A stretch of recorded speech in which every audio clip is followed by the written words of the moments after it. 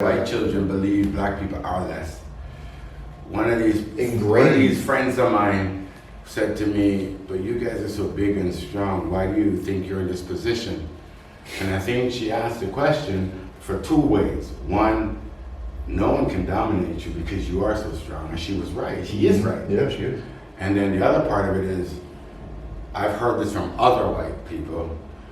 Have you ever thought the reason you're in this position is because you deserve to be there? Mm-hmm. Yeah. Somehow you didn't make the grade. Yeah. We conquered you with muskets and organization. Mm-hmm. And we are more civilized than you, and our technology surpasses yours. So what we used our technology to do was to abuse you technology into serving us. Stolen from us. Ideas and technology stolen from many things. Yes, right, you're right. Because the gunpowder was invented by the Chinese, I believe. Yes, it was. But the white man or the European weaponized it. Yes, it is. As they do with everything. You give, and I mean, I'm not gonna fuck around. You give racist white folks anything, they will weaponize it. You give them a fucking bottle of water. Oh wait, that is basically a weapon. Never mind. Anything you give we buy with water. That's a weapon. Water, and then they want to buy all the water. Anyway, we'll get to that. We'll get to that. I don't want to stray from where we're going here, but yeah. I just as you were just talking, because I don't want to cut you off. We know how we talk. We go. The mind works quicker than the mouth, so I'm trying to keep up with the mind. But yeah, I was. There's a documentary that I watched a couple of times. I showed it to Aubrey. I told my mom to watch it. It's called 13th, which is about the 13th Amendment.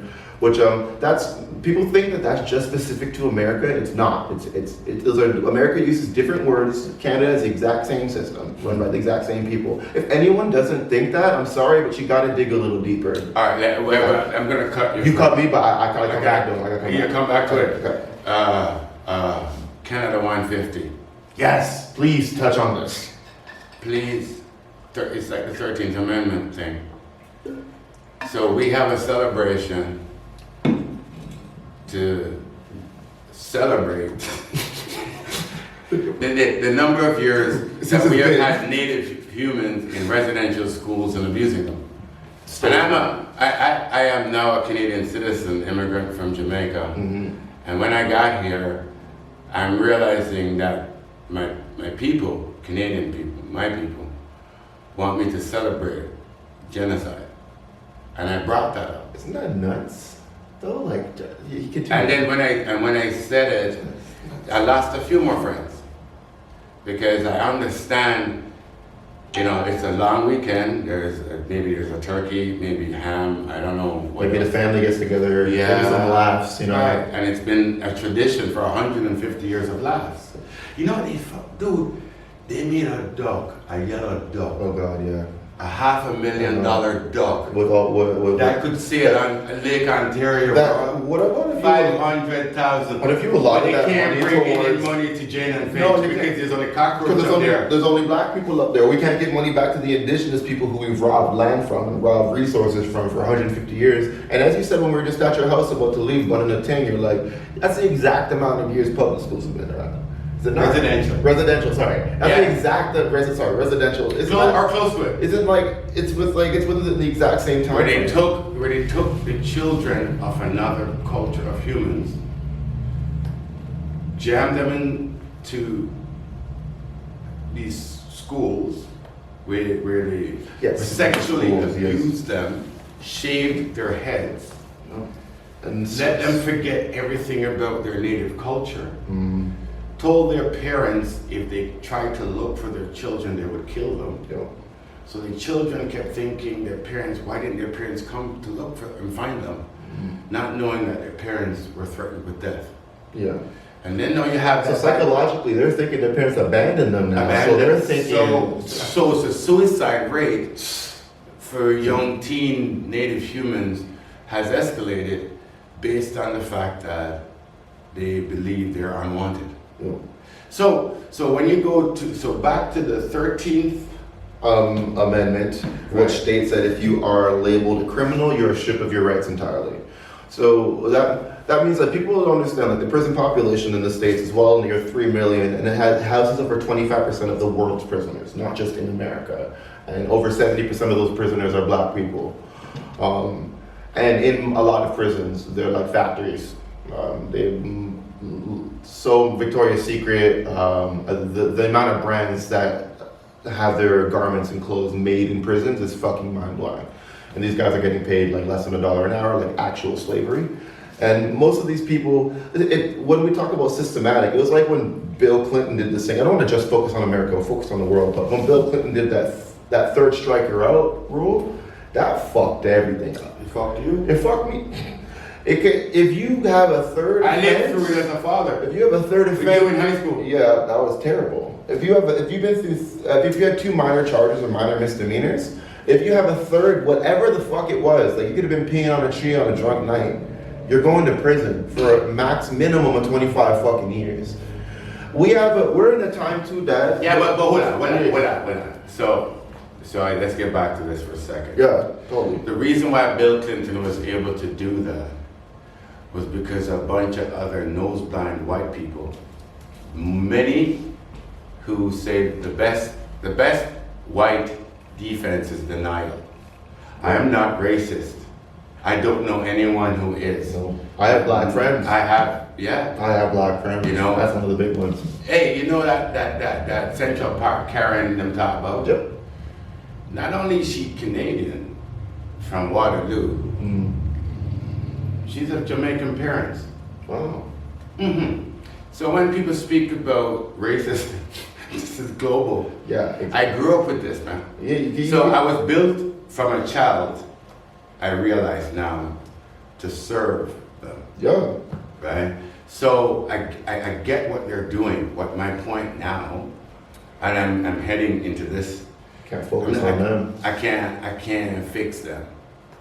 I can never fix them. No. So what I'm gonna try to do, it took me a while, man, you know. Marcus Messiah has been telling us that for over 100 years. I wanna say shout out to Sam Cooke. Hey. When you mentioned the jail system, Sam Cooke wrote a song called Chain Gang. Yeah, baby. And that song was directly about that. And white America caught on to what Sam was doing. Because he was giving dignity to niggas. Yes, he was. And white America told us he was shot by a jealous lover, but somebody said there's an autopsy out there saying that there were 33 bullets in his body. Yeah.